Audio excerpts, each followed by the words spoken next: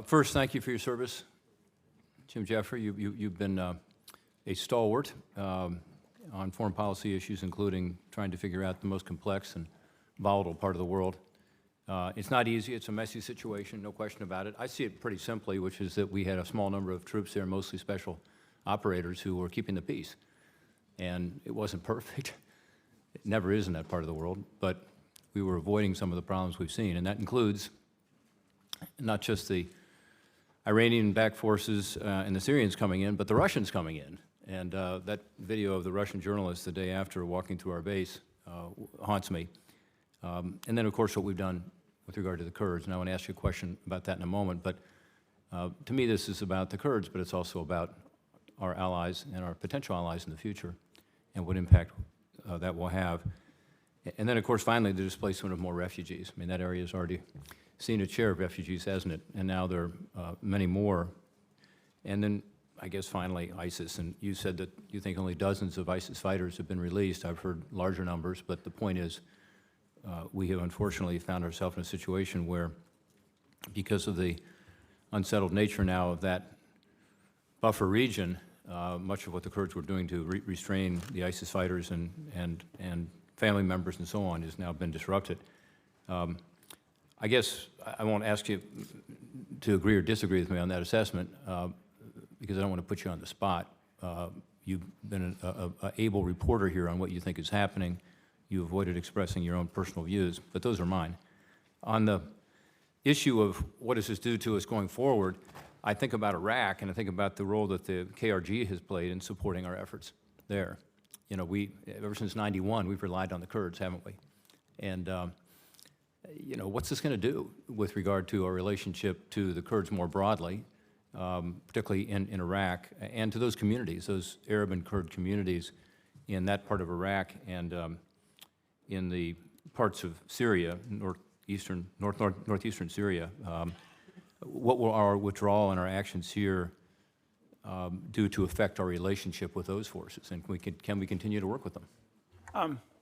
That may be a good analogy, Senator. As you know, our partners for many years, the PUK and the KDP, Kurdish parties in northern Iraq, decided to have a independence referendum without properly consulting us or getting our views. Well, they got our views. We thought this was a big mistake in the fall of 2017.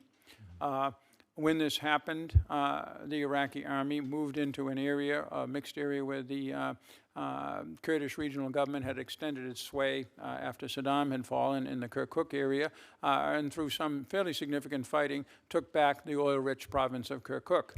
That was a huge blow to the Kurds. They felt that we had abandoned them. Our argument was, we never promised you a military guarantee for that area. Rather, we tried to work out, and I was involved in that, as well as people right here with me today, trying to do oil deals and other things between the Kurds in the north and the central government in Baghdad. Again, we did not succeed in stopping a conflict from occurring. We did succeed very quickly in bringing that conflict to a halt and then bringing the two sides together. Yep. So I would say that's an example of how, not using military force, but using diplomacy and economic and energy tools, we can keep a relationship with the Kurds. I know Masoud Barzani very well. We have a good relationship with him today. I hope you're right. I don't mean to cut you off, but I hope you're right. But I can't imagine there's not an impact here on the Kurds more broadly, and to other allies, as I've said, around the world, and future allies who we'd want to turn to.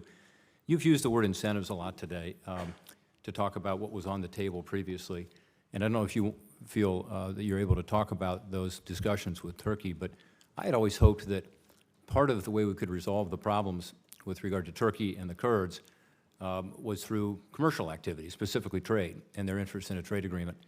And I had reason to believe, based on some reporting, in fact from folks at the State Department, that that was a possibility. What happened? Why did the Turks not take us up on our offer to expand trade?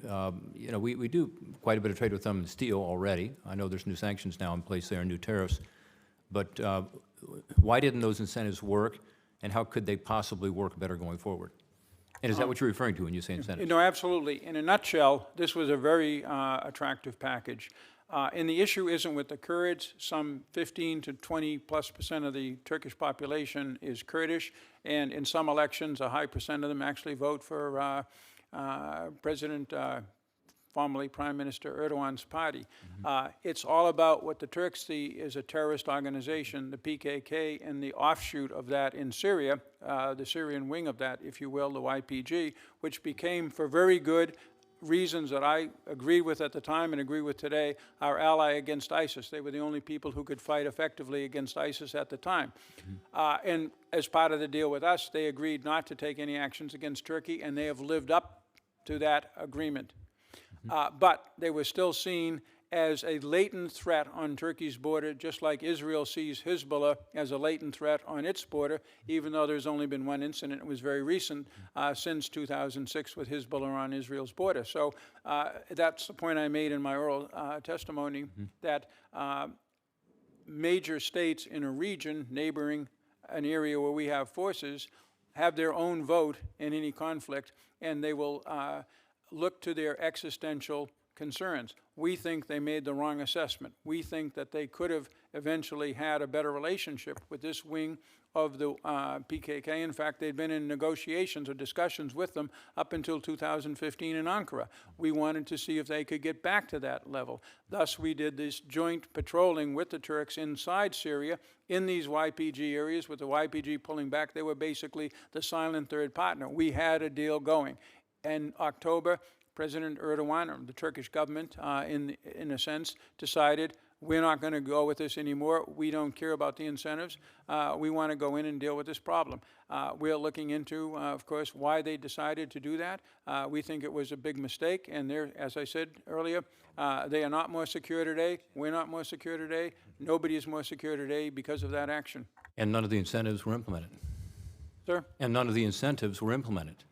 None of the In other words, incentives there was no now, upside. they're in play. That we'll have to see how our relations with Turkey continue on.